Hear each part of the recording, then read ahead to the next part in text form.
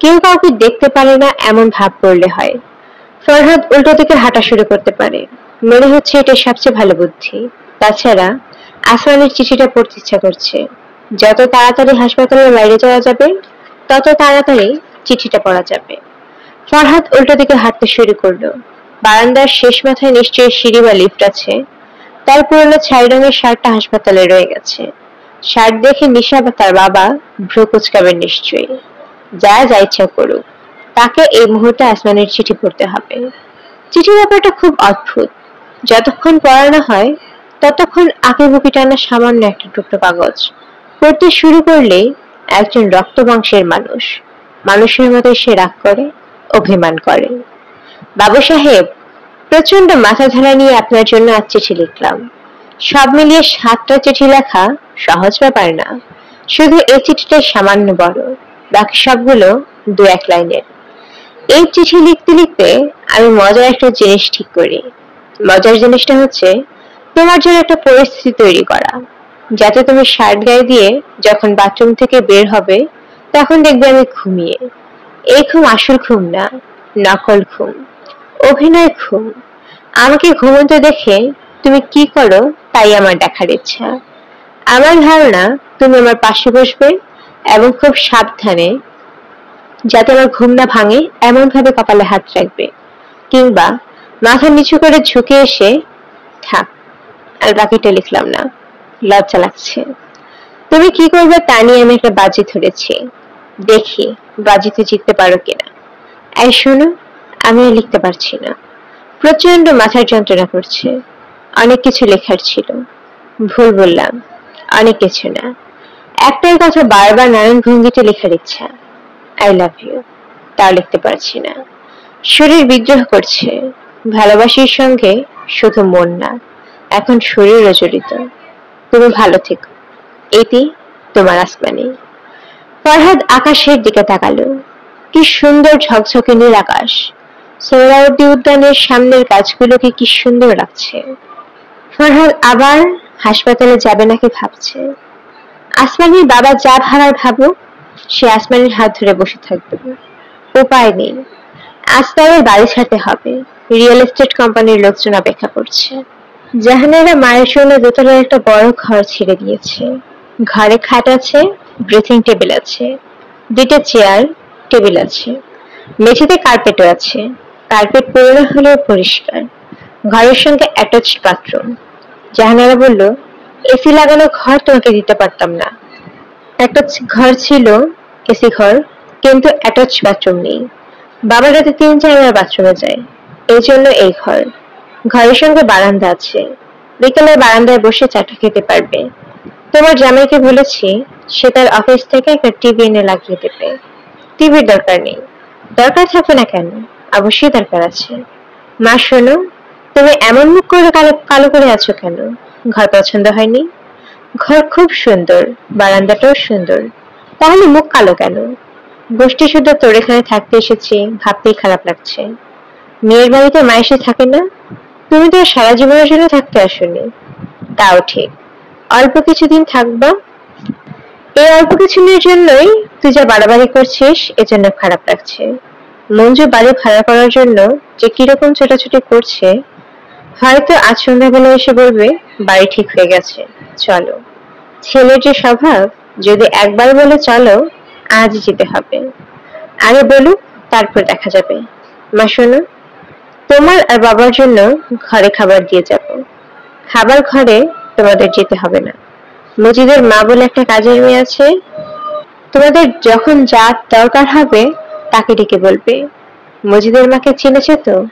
ওই যে উঁচুদা, ঠিক আছে না মা? হ্যাঁ ঠিক আছে। তোমার ঘন ঘন চা খাবার অভ্যাস। তোমাকে সকালবেলা 1 ফ্লাস্ক গরম চা দিয়ে যাব। ঘরের টি কাপ, চিনি, দুধ থাকবে। তোমার যখন যা প্রয়োজন বানিয়ে নেবে। ফরহাদ কোথায় থাকবে? একতলার ব্যবস্থা করেছে। বড় ভাইজান বলেছে সে থাকবে না। সে নাকি কোন এক বন্ধুর সঙ্গে থাকবে। মঞ্জু ভাইয়ের সঙ্গে তোমার দেখাই হয়নি। সে এখানে থাকবে কিনা তাও জানি না।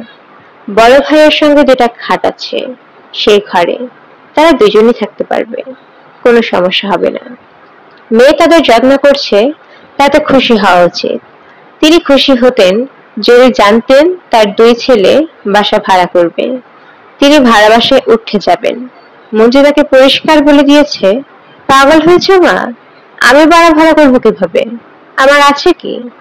তোমাকে যে মাসে 1,000 টাকা দিব এটাই বলেছি, এটাই আমার ফাইনাল কথা, সেটা দিব।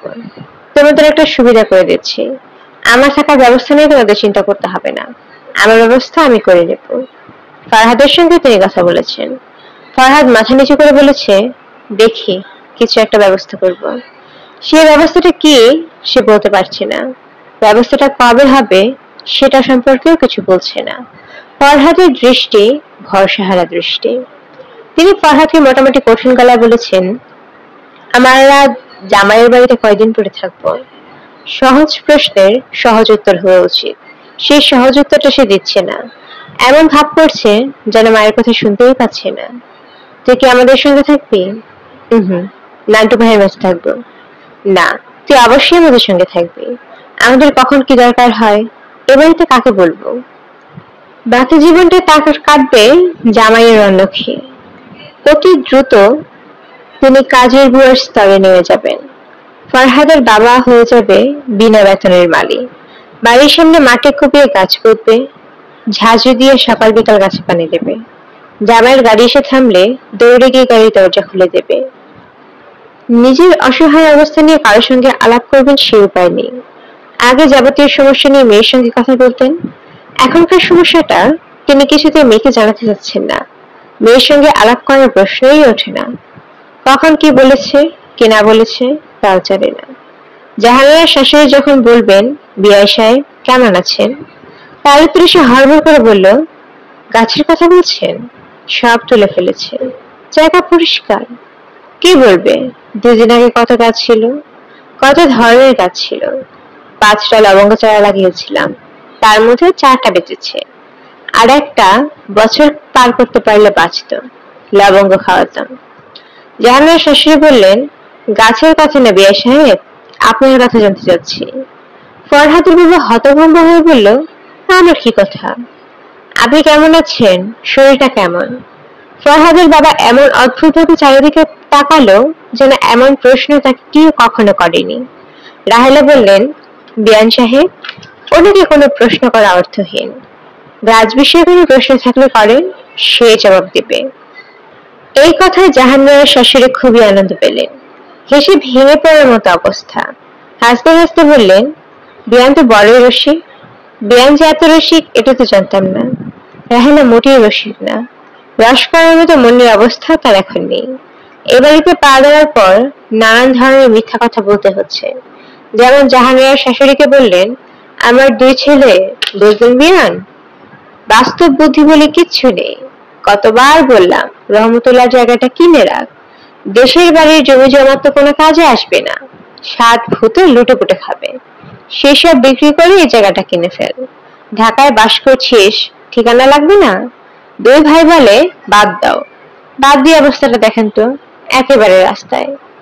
জাহানার শাশুড়ি বললেন, কি বলেন বিআই সাহেব, রাস্তায় হবে কেন, আমরা আছি কি জন্য? সেটা তো ঠিকই। ছোট ছেলে আমাকে কি বলে শুনুন। সে বলে, মা, মাসের এই ভাঙতি কিছু দিনের জন্য আর বাড়ি খুঁজে পাওয়া যাবে না।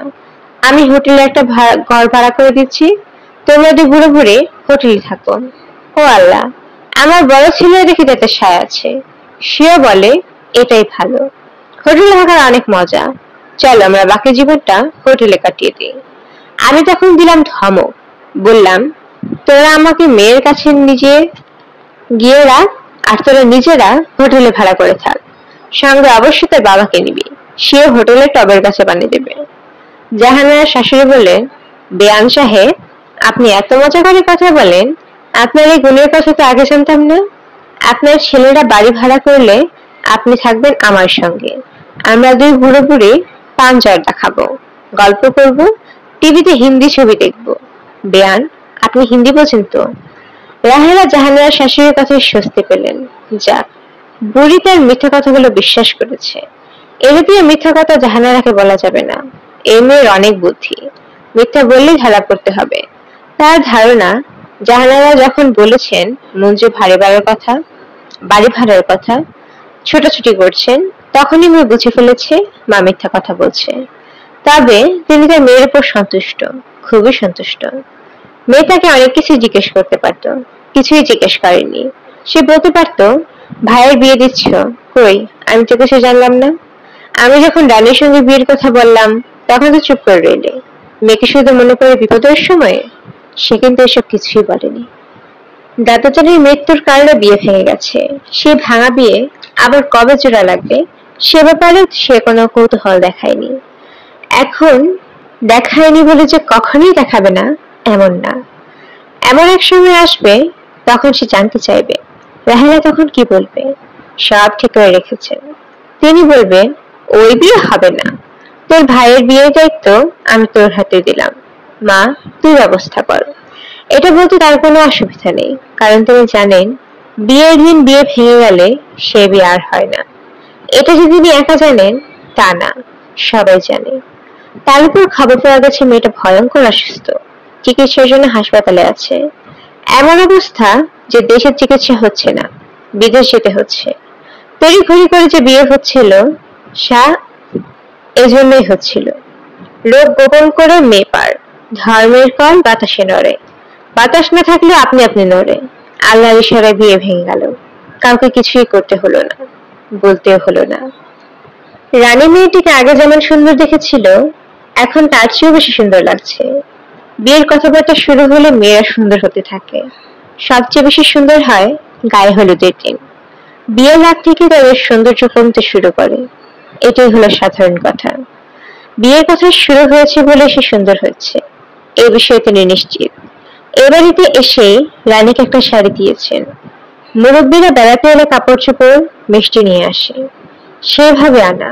তবে শাড়িটা নিয়ে তার মনে সামান্য খুঁতখুঁত আছে, কারণ এই শাড়ি ফরহাদ তার বউয়ের জন্য কিনে এনেছিল, সুন্দর করে প্যাকেট করা। ফরহাদকে জিজ্ঞেস না করে দিয়েছেন। ফরহাদের এসব মনে থাকবে না, এখন তার মাথা কুত্তা পাগলের অবস্থা। রানী শাড়ির প্যাকেটটা হাতে নিয়ে অবাক হয়ে বলল, শাড়ি কেন? তিনি মধুর ভঙ্গিতে বললেন, তোমাকে কখনো কিছু দেয়া হয় না, কিছু দিতে ইচ্ছা করে। ফরহাদকে বললেন একটা শাড়ি কিনে দিতে, সে নিজেই পছন্দ করে কিনে এনেছে। বুঝতে পারছি না তোমার পছন্দ হবে কিনা। রানী লজ্জিত ভঙ্গিতে বলল, নতুন শাড়ি পরতে আমার সবসময় ভালো লাগে।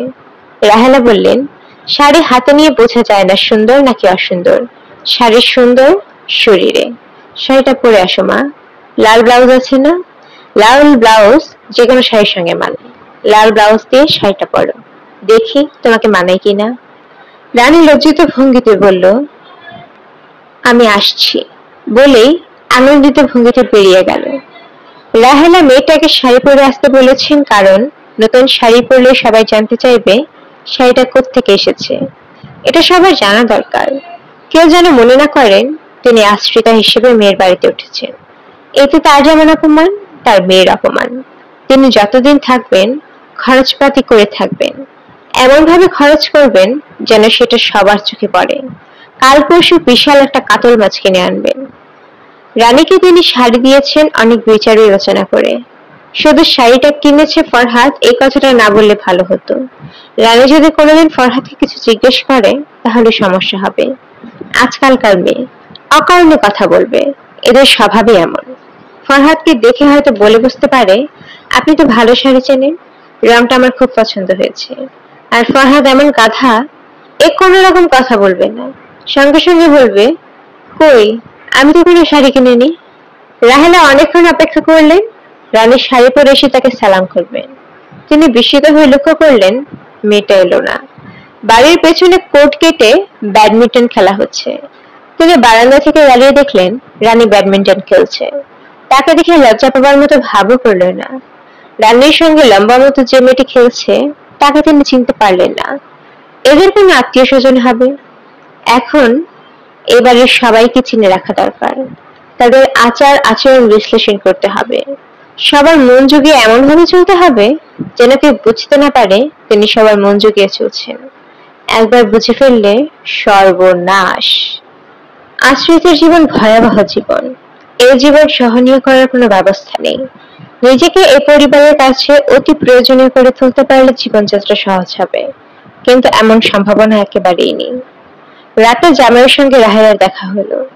জামাই বিনয়ের কাছাকাছি হয়ে বলল, সাভারে গিয়েছিলাম, এই কিছুক্ষণ আগে ফিরেছি। আম্মা, খাওয়া দাওয়া করেছেন? রাহেলা বললেন, জি বাবা, খেয়েছি। খাওয়া দাওয়ার কোনো অসুবিধা হলে আমাকে বলবেন। না বাবা, অসুবিধা কি হবে? আমাদের মানুষ বেশি, অসুবিধা হবে। সবার রুচির দিকে লক্ষ্য রেখে তো রান্না করা সম্ভব না, এজন্য বলে দেওয়া আছে, দিনে মাছ, রাতে মাংস। বাবা, আমার কোনো অসুবিধা হচ্ছে না। আর কয়েকটা দিনের তো ব্যাপার। মঞ্জু একটা বাড়ি ঠিকঠাক করে ফেলেছে, বাথরুমে কিছু কাজ করবার জন্য 3-4 দিন নাকি লাগবে। 3-4 দিন লাগুক বা 3 মাস লাগুক, আম্মা, এটা আপনার নিজের বাড়ি। জাহানারা মোবাইলে বলেছিল অফিসে টিভি টানতে, সাভার থেকে এসেছি মা, ভুলে গেছি। কাল সকাল অফিসে গিয়ে টিভি বাড়িতে পাঠিয়ে দিব। বাবা, তুমি ব্যস্ত হও না, এটা কি আর টিভি রাখার বয়স? আল্লাহ আল্লাহ করে দিন পার করা। তুমি পরিশ্রম করে এসেছো, যাও হাত মুখ ধুয়ে খাওয়া দাওয়া করো। জামাইয়ের কাছ থেকে এর যে ভালো ব্যবহার তিনি আশাও করেননি। ভবিষ্যতে তার জন্য কি অপেক্ষা করছে তিনি জানেন না। ভবিষ্যৎ খুব সুখের তা মনে হয় না। স্ত্রীর ভবিষ্যৎ স্বামীর সঙ্গে যুক্ত, যেখানে স্বামী থেকেও নেই সেখানে ভবিষ্যৎ কি? রাত 10টার দিকে জাহানারা পান্ডা নিয়ে উপস্থিত হলো। রাহেলা বললেন, খাওয়া দাওয়া করেছিস? জাহানারা বসতে বসতে বলল, না, আমার খেতে বসতে বসতে রাত 12টা বাজবে। রাহেলা পান মুখে দিতে দিতে বললেন, দুপুরের পর থেকে তোর বাবার সঙ্গে দেখা হয়নি, সে আছে কোথায় জানিস? টিভি দেখছেন। জামাইয়ের বাড়িতে এসে তুই টিভি দেখে? এসে ঘুমোতে বল। একতলায় ভাইদের জন্য যে ঘরটা রেখেছি, বাবা বলেছেন সেখানে থাকবেন। রাহেলা আটকে উঠে বললেন, কি সর্বনাশের কথা, লোকজন কি বলবে? আমি এক ঘরে, সে আরেক ঘরে।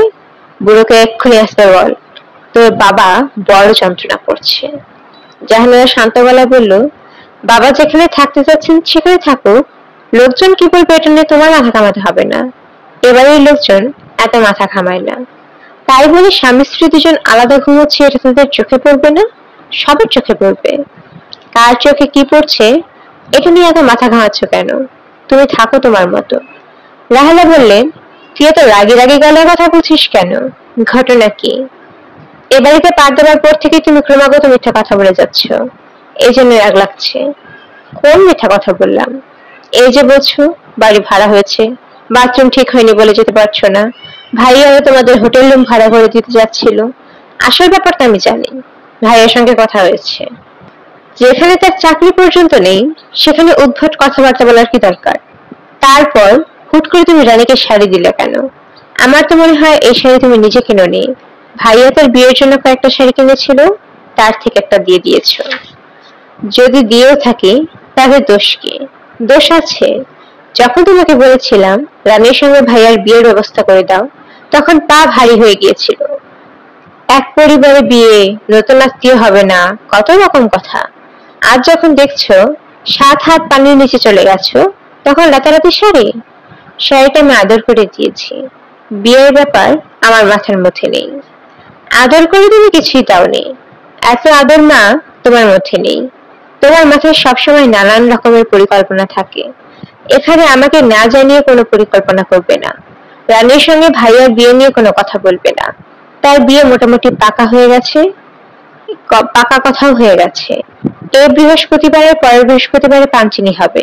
ছেলে ব্যাংকার, মেয়ে দেখে পছন্দ করেছে। রাহেলা ক্ষীণস্বরে বললেন, ফরহাদের ব্যাপারে তোদের আগ্রহ নেই? জাহানারা বিরক্ত গলায় বলল, তোমার যত বয়স হচ্ছে তত কি বুদ্ধিশুদ্ধি কমে যাচ্ছে? যে বিয়ে ছিলে করতেই যাচ্ছিল, কোনো একটা সমস্যায় হঠাৎ বিয়ে পাল্টে গেছে, তারিখ পাল্টেছে মাত্র, তার ব্যাপারে আগ্রহ কেন থাকবে? বাজারে কি ছেলে কম পড়েছে? ফরহাদের বিয়েটা তো আর হচ্ছে না, ওই প্রসঙ্গ নিয়ে আমি আর কোনো কথা বলতে যাচ্ছি না। তুমি এখন এসো, আমার সঙ্গে এসো। কোথায় যাব? আমার শাশুড়ি তোমাকে ডেকেছেন। এত রাতে কি ব্যাপার? এবারের লোকজন কেউ রাত 1টার আগে ঘুমোতে চায় না, কাজেই তাদের হিসেবে রাত হয়নি। আমার শাশুড়ির কাছে প্রতি বৃহস্পতিবার রাতে আক্তারি খাদেম নামে এক মহিলা আসেন। তিনি ধর্ম নিয়ে কথা বলেন, জিকির করেন। আমার শাশুড়ি ওই মহিলার খুব ভক্ত। আমি তো ঘুমের ওষুধ খেয়ে ফেলেছি, বেশিক্ষণ থাকার দরকার নেই, ওনার সঙ্গে দেখা করে চলে এসো। রাহেলা বিছানা থেকে উঠতে উঠতে কোমল